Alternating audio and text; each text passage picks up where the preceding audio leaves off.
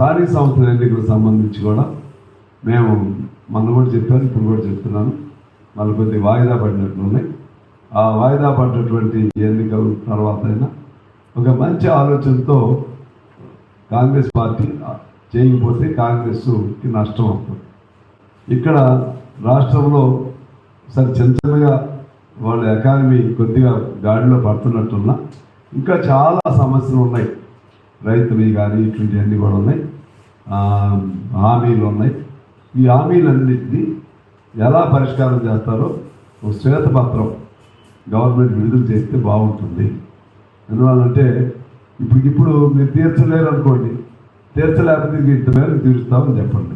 ఇప్పుడు బకాయిలు ఉన్నాయి, చాలామంది బకాయిలు, ఏది విద్యార్థులు ఫీజు రియంబర్స్మెంట్, హాస్పిటల్స్, కాంట్రాక్టర్లు, చిన్న చిన్న వేతన జీవుల వేతనాలు, ఇవన్నీ మీరు ఏం చేయాలి, అవసరం కొద్దిగా అప్లై చేయండి, తప్పదు.